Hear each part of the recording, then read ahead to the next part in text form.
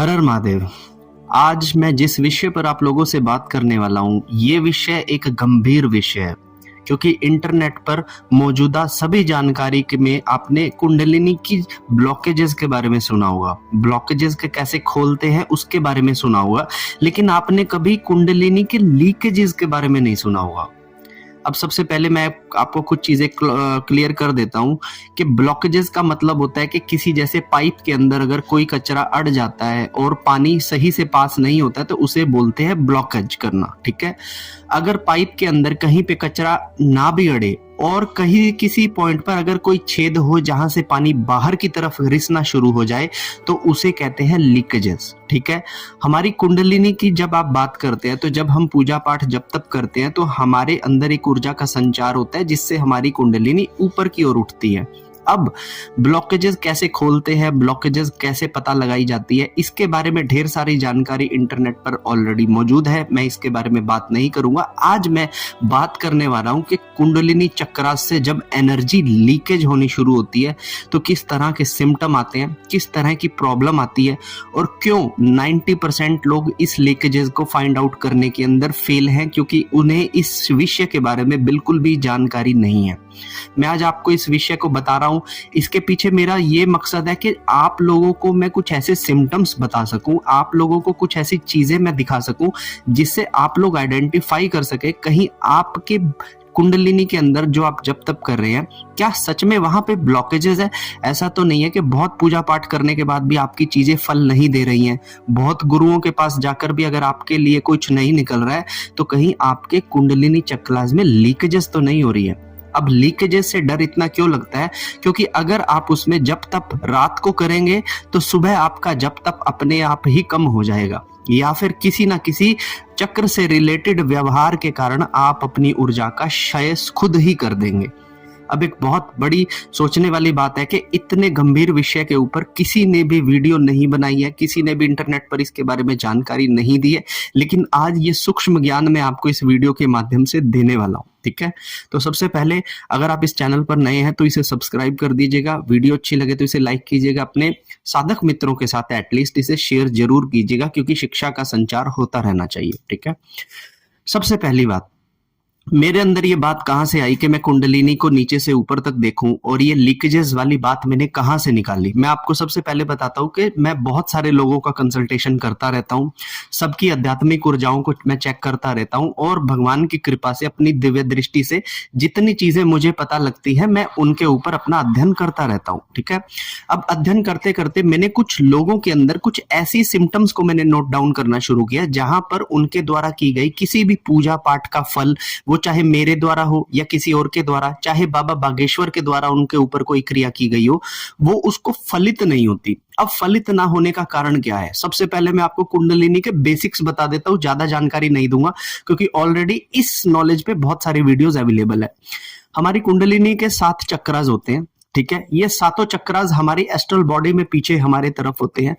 इन सातों चक्रास के अंदर एक हल्की सी मूवमेंट चलती है जिसे हम प्राण ऊर्जा कहते हैं। ये मूवमेंट हमारे ब्रह्मांड से कनेक्टेड होने का एक स्रोत है। जिस दिन हमारी कुंडलिनी पूर्ण रूप से बंद हो गई उस दिन हमारा यह शरीर मृत शरीर कहलाता है। जब हम पूजा पाठ साधनाएं करते हैं तो उस ऊर्जा की इंटेंसिटी बढ़ने लगती है जिससे हमारे धीरे धीरे कर कर हमारे चक्र जागृति की तरफ आते हैं। जब हमारे कुंडली ऊपर की ओर उठती है तब हमारी 3 नाड़ियां ईड़ा, पिंगला और सुषुम्ना नाड़ियां धीरे धीरे कर कर 3.25 चक्कर लगाकर हमारे सहस्त्रार तक पहुंचती है। लेकिन इस सफर के बीच में कई बार हमें कई चक्रों पर ब्लॉकेजेस को फेस करना पड़ता है। अब ब्लॉकेजेस को हटाने के लिए अमूमन जो लोग योग साधनाएं करते हैं वो लोग अपनी साधनाओं के द्वारा ब्लॉकेजेस को हटाते हैं। कुछ लोग गुरुओं की सहायता से सीधा शक्तिपात के थ्रू उन ब्लॉकेजेस को हटाते हैं। कुछ लोग अपने उन चक्रों पर ध्यान कर कर चक्रों के बीज का उच्चारण और ध्यान करते हुए अपनी ब्लॉकेजेस को हटाते हैं। ये सब बातें इंटरनेट पर भर भर कर बनी है, लेकिन मैं बात कर रहा हूं लीकेजेस के बारे में। मैंने कुछ लोगों को आइडेंटिफाई किया जिनके अंदर कुछ इमोशंस प्रॉब्लम थी, किसी को अपनी थर्ड आई से प्रॉब्लम थी, किसी को अपने नाभि के नीचे के 3 चक्रों से प्रॉब्लम थी। मैं देखता था कि ये लोग अपनी साधनाएं करते हैं, पूजाएं करते हैं, लेकिन उसके बाद भी वो कॉन्शियस उनके अंदर डेवलप हो नहीं पा रही है, जो मुझे बहुत ही थोड़े समय के अंदर मिल गई थी।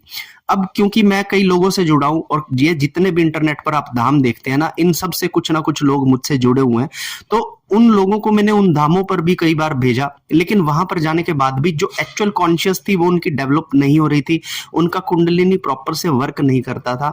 और मैंने कई बड़े लोगों को भी कंसल्ट किया है, तो मैंने पाया कि कुछ बड़े लोग जो कॉन्शियस हाई कॉन्शियस रखते हैं, उसके बावजूद भी कभी कभी उन्हें हमारे नीचे के चक्रों से रिलेटेड व्यवहार उनके जीवन में एंटर कर जाता था।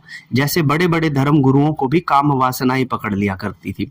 अब ये क्या चीज होता है, क्यों ये बड़े बड़े लोगों को ये काम वासनाएं पकड़ती है, इस चीज का मैंने बहुत ही गहरे से अध्ययन किया। तो मैंने पाया कि कुछ लोगों की जो ये कुंडली हमारी चक्रास होते हैं, तो सबसे पहली बात इसमें ये सबसे पहली चीज मैंने कहा है कि अगर आप एक साधक हैं और अपनी कुंडलिनी पर वर्क कर रहे हैं, तो आपको कुंडलिनी पर निरंतर वर्क करते रहना पड़ता है। अगर आप अपनी कुंडलिनी पर वर्क करना छोड़ देते हैं बीच में, तो ये कुंडलिनी वापस से सुप्त अवस्था में आनी शुरू हो जाती है। तो हमको चाहिए होता है कि हम निरंतर अपने सभी चक्रों पर अभ्यास करें, प्रतिदिन ध्यान, मेडिटेशन और जाप करें, हवन के थ्रू, योग के थ्रू हम अपनी कुंडलिनी को हमेशा जागृत करके रखें, नंबर 1।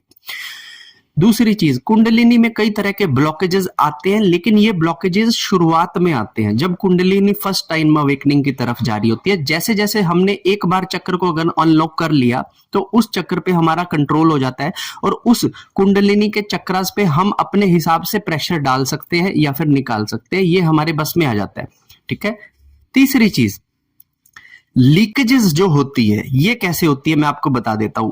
किसी व्यक्ति की जप तप साधनाएं बहुत अच्छी हैं, किसी व्यक्ति ने बहुत अच्छा जप तप किया है, उसके चक्रास भी जो है एक्टिवेटेड हो चुके हैं, बहुत सारी चीजें उसके चक्रास करके दिखा देते हैं, लेकिन उसके बावजूद भी कभी कभी उसका अपनी शुद्धा पर कंट्रोल नहीं रहता।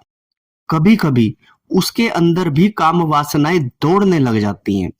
कभी कभी उसे अपनी थर्ड आई पर भी कंट्रोल नहीं रहता, वो जो देखना चाहता है वो नहीं देखकर वो किसी और चीज को देखना शुरू कर देता है।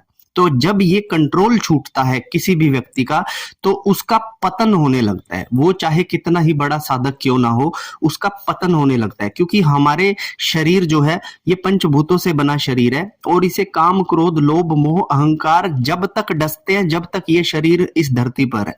ठीक है ना, क्योंकि ये शरीर हमें इसी मिट्टी से मिला है और इसी मिट्टी में ये शरीर मिल जाएगा।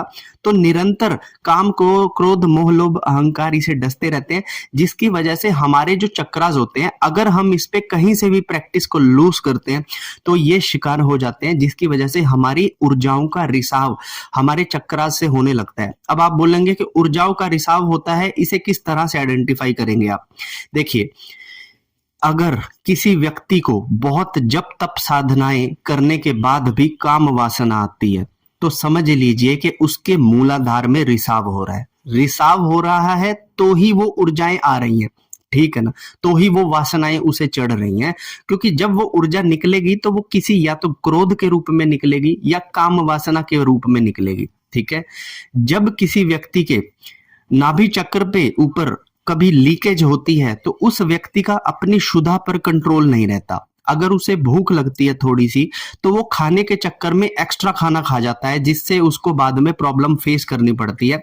और कुछ दिनों के बाद वो व्यक्ति सोचता है कि मेरा अपनी भूख पर कंट्रोल क्यों नहीं है, मैं तो बहुत लंबी लंबी साधनाओं के अंदर मैं भूखा रह लेता हूँ, लेकिन अब क्या हो जाता है मुझे कि मैं भूख बर्दाश्त नहीं कर सकता और खाना मुझे 2 रोटी है, लेकिन मैं उस समय पर भूख के अंदर 5 रोटी खा जाता हूं और फिर अपना ही पेट पकड़ कर बैठ जाता हूं।